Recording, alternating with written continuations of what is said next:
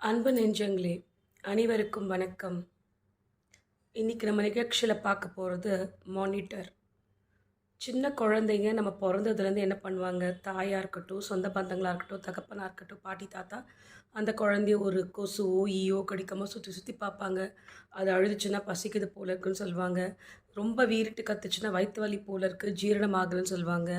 ஒரு ஒரு விஷயமும் பார்த்து பார்த்து பக்கத்தில் ஏதாவது பூச்சி பட்டு வந்துட போகுதுன்னு சொல்லிட்டு ரொம்ப ஜாக்கிரதையாக பார்த்துப்பாங்க. மானிட்டர் பண்ணிகிட்டே இருப்பாங்க. இது குழந்தையில. குழந்தை தவழ்ந்து நடக்க ஆரம்பித்த பிறகு எங்கன்னா கீழே விழுந்துமோ சுற்றி தலகாணி வைக்கிறதா இருக்கட்டும், ரொம்ப கேர்ஃபுல்லாக பார்த்துப்பாங்க. இது ஒரு வயசில். அதுக்கப்புறம் பார்த்தீங்கன்னா கொஞ்சம் கொஞ்சமாக அந்த குழந்தை என்னம்மா ஸ்கூலுக்கு போறியா, மிஸ் என்ன சொன்னாங்க, டீச்சர் என்ன சொன்னாங்க, உனக்கு ஃப்ரெண்ட்ஸ் வந்திருக்காங்க அப்படின்னு கேட்குறது ஒரு ஸ்டேஜில், ஒரு 2வது 3வதுல. நான் என்ன சொல்கிறேன், குழந்தைங்க வளர வளர நீங்கள் உங்களை மானிட்டர் பண்ணிகிட்டே தான் இருக்கீங்க. ஒரு ஸ்டேஜில் உங்களுக்கு சலிச்சு போய் விட்டுடுறீங்களா? ஏன் அப்படி? குழந்தைங்கள எப்போவுமே மானிட்டர் பண்ணிகிட்டே தான் இருக்கணும்.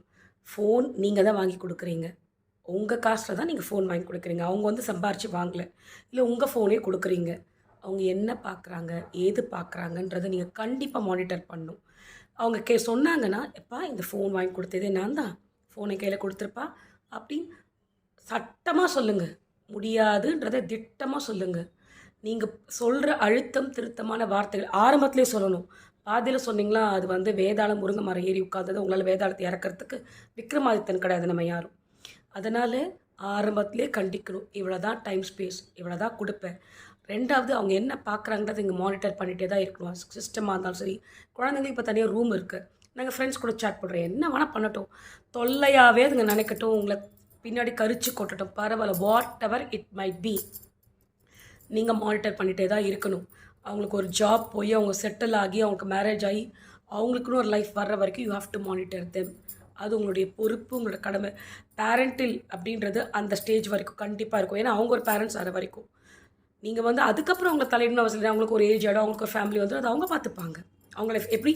ஆனால் பறவைகள் பார்த்தீங்கன்னா தன்னுடைய குஞ்சுகள்லாம் பொறிஞ்ச பிறகு பறக்க ஆரம்பிச்சோடனே கவலைப்படாதுங்க. நாம் தான் பிடிச்சி இழுத்து வச்சிட்ருக்கோம். ஆனால் அவங்களுக்கு ஒரு லைஃப் வந்த பிறகு அவங்க விட்டுருங்க. அவங்களுக்கு தெரியும் என்ன பண்ண. இப்போ நிறைய குழந்தைங்க ஃபாரின்கே பறந்து போகுது. நம்பிக்கையில் தான், ட்ரஸ்ட்டில் தான் அனுப்புகிறாங்க. என்னென்னா கெட்ட பழக்கங்கள் என்ன, இதனால் அவர்களுடைய பேர் ஆபத்துக்கள் என்ன, உடலுக்கான சீர்கேடுகள் என்ன, மனநோய்க்கான சீர்கேடுகள் என்னன்றதை சொல்லிக்கிட்டே இருங்க. சொல்லி சொல்லி தான் வளர்க்கணும் குழந்தைங்கள.